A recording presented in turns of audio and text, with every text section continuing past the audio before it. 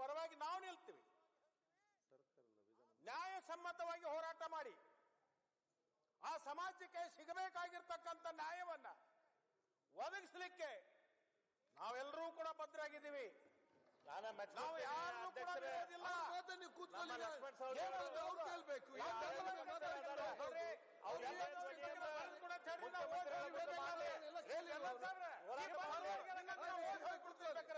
ನಿಮ್ಗೆ ಏನು ಮಾತಾಡ್ತೀವಿ ಅವಾಗ ಯಾವ ನಾನು ನಿನ್ನ ಪರವಾಗಿದ್ದೀನಿ, ಸಮಾಜದ ಪರವಾಗಿದ್ದೀನಿ ಅಂದ್ರು ಮಧ್ಯದಲ್ಲಿ ಬರ್ತೀರಂದ್ರೆ ನಾವು ಮಾತಾಡ್ತಕ್ಕಂಥದ್ದು ನಿಮಗೆ ಆಸಕ್ತಿ ಇಲ್ಲ.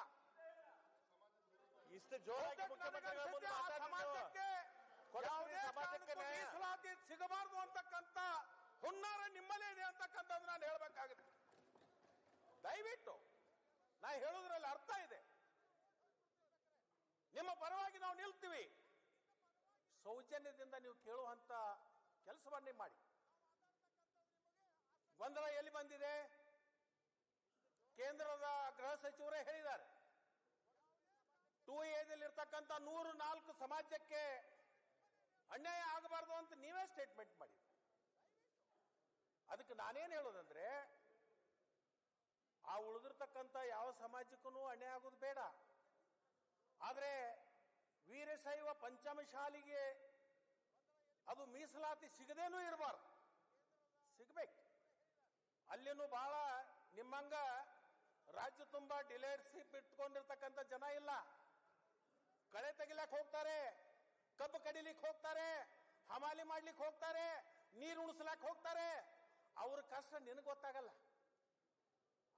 ಯಾಕಂತಂದ್ರೆ ನೀನು ಹವಾ ನಿಯಂತ್ರಣ ವಾಹನದಲ್ಲಿ, ಹವಾ ನಿಯಂತ್ರಣ ಆಫೀಸ್ನಲ್ಲಿ ಇರ್ತಕ್ಕಂಥವ್ರು ನಿಮ್ಗೆ ಅರ್ಥ ಆಗಲ್ಲ. ಅದು ಆ ಜನರ ಮಧ್ಯದಲ್ಲಿ ಇರ್ತಕ್ಕಂಥವ್ರು ನಮ್ಗೆ ಅರ್ಥ ಇದೆ. ಆ ಜನರ ಮಧ್ಯದಲ್ಲಿ ಇರ್ತಕ್ಕಂಥವ್ರು ನಮ್ಗೆಲ್ಲರಿಗೂ ಅರ್ಥ ಮಾಡ್ಕೊಂಡಿದ್ದೀವಿ. ಅವ್ರದ್ದು ಏನು ಕಷ್ಟ ಇದೆ, ಏನು ನಷ್ಟ ಇದೆ, ಅವರಲ್ಲಿ ಏನು ಆತಂಕ ಇದೆ, ಏನು ದುಗುಡಿದೆ. ಬರೇ ತುಳಿತಕ್ಕೆ ಒಳಗಾಗಿರ್ತಕ್ಕಂಥ ಸಮಾಜ ಅಂತ ಏನು ನಾವು ಹೇಳ್ತೀವಲ್ಲ, ಅದಷ್ಟೇ ಅಲ್ಲ. ಪಂಚಮಶಾಲಿ ಸಮಾಜನೂ ಕೂಡ ಇವತ್ತಿನ ದಿವಸ ತುಳಿತಕ್ಕೆ ಒಳಗಾಗಿದೆ ಅಂತಕ್ಕಂಥದ್ದು ನಾವು ಇವತ್ತು ಹೇಳಬೇಕಾಗಿದೆ.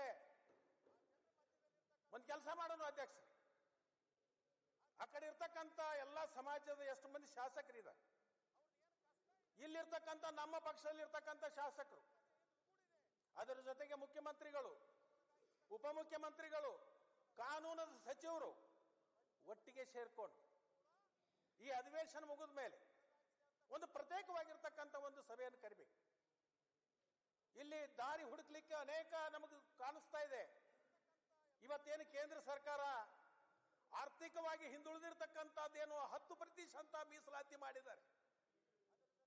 ಅವರು ದೊಡ್ಡ ಮನಸ್ಸು ಮಾಡಬೇಕು. ಇಲ್ಲಿ ನಮ್ಮ ರಾಜ್ಯಕ್ಕೆ ಕೊಟ್ಟಿರ್ತಕ್ಕಂಥ 50% ಎಲ್ಲಾದ್ರೂ 2% ತಕ್ಕೊಂಡು ಆರ್ಥಿಕವಾಗಿ ಹಿಂದುಳಿದಿರ್ತಕ್ಕಂಥ ಸಮುದಾಯಕ್ಕೆ ಏನೋ 10% ಮೀಸಲಾತಿಯನ್ನ ಕೇಂದ್ರ ಕೊಟ್ಟಿದೆ. ಅದರಿಂದ 2% ಅಥವಾ 3% ತಕ್ಕೊಂಡು ಈ ಎರಡೂ ಸಮುದಾಯಗಳಿಗೆ ಒಂದು ಇಲ್ಲಿಂದ ರಾಜ್ಯ ಸರ್ಕಾರದಿಂದ ಪ್ರಸ್ತಾವನೆಯನ್ನು ಕೊಟ್ಟು, ಇಲ್ಲಿಂದ ನಾವೆಲ್ಲರೂ ಕೂಡ ಒಕ್ಕರಲಿಂದ ಕೂಡ್ಕೊಂಡು ಇಲ್ಲಿಂದ ಒಂದು ಪ್ರಸ್ತಾವನೆ ಕೇಂದ್ರ ಕಳಿಸ್ತೀವಿ. ನಿಮ್ಮ ಜೊತೆಗೆ ನಾವು ಬರ್ತೀವಿ. ನಾವು ಸೇರ್ಕೊಂಡು ಕೇಂದ್ರ ಸರ್ಕಾರಕ್ಕೆ ನಾವು ಕಳಿಸಿರ್ತಕ್ಕಂಥ ಪ್ರಸ್ತಾವನೆಯನ್ನ ದಯಮಾಡಿ ದೊಡ್ಡ ಮನಸ್ಸು ಮಾಡಿ ನೀವು ಒಪ್ಪಿ ಇಲ್ಲಿರ್ತಕ್ಕಂಥ ಈ ಜನಾಂಗಕ್ಕೆ ನ್ಯಾಯವನ್ನ ಕೊಡಬೇಕು ಅಂತ ಹೇಳಿ ನಾವೆಲ್ಲರೂ ಕೂಡ ಒಪ್ಪಿಗೆ ತಗೊಳ್ಳಕ್ಕೆ ನಾವು ಪ್ರಯತ್ನವನ್ನು ಮಾಡೋಣ. ಪ್ರತಿನಿತ್ಯ ಹೋರಾಟ ಮಾಡಿಕೊಂಡು ಅಮಾಯಕರ ಮೇಲೆ ಹಾನಿಯಾಗಿ, ಆಸ್ತಿ ಪಾಸ್ತಿ ಹಾನಿಯಾಗಿ ನಿನ್ನ ಒಂದು ದುರಂತ ಅಂತ ತಿಳ್ಕೊಳ್ಳ ಆಗಿರ್ಬೋದು. ಅದು ಆ ಸರ್ಕಾರ ಇದ್ದಾಗೂ ಆಗಿರ್ಬೋದು, ಈ ಸರ್ಕಾರ ಇದ್ದಾಗ ಇರ್ಬೋದು.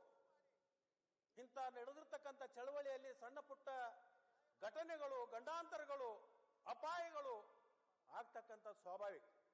ಅದಕ್ಕೆ ನಾವೆಲ್ಲರೂ ಕೂಡ ವಿಷಾದ ವ್ಯಕ್ತಪಡಿಸ್ತೀವಿ.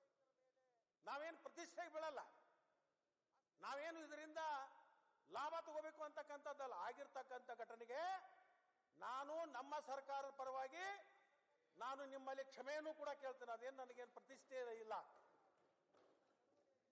ನಮಗೇನು ಪ್ರತಿಷ್ಠೆ ಇಲ್ಲ. ಎಲ್ಲ ಜನಾಂಗ ನಮಗೆ ಬೇಕು. ರಾಜಕಾರಣದಾಗ ಕೇವಲ ಒಬ್ಬ ಯಾವ ವ್ಯಕ್ತಿ ಒಂದು ಸಮಾಜದಲ್ಲಿ ಹುಟ್ಟಿರ್ತಾನೆ, ಅದು ಒಂದೇ ಸಮಾಜದಿಂದ ರಾಜಕಾರಣ ಮಾಡ್ಲಿಕ್ಕೆ ಆಗಲ್ಲ. ಅನೇಕರು ಹೇಳ್ತಾರೆ, ಹುಟ್ಟುವ ಮೊದಲು ಯಾವ ಜಾತಿಗಿಲ್ಲ, ಹುಟ್ಟುಕ್ಕಿಂತ ಪೂರ್ವದಲ್ಲಿ ನಾವು ಯಾವುದೇ ಅರ್ಜಿ ಹಾಕೊಂಡು ಇಂಥ ಜಾತಿ ಒಳಗ ಹುಟ್ಟಬೇಕು ಅಂತ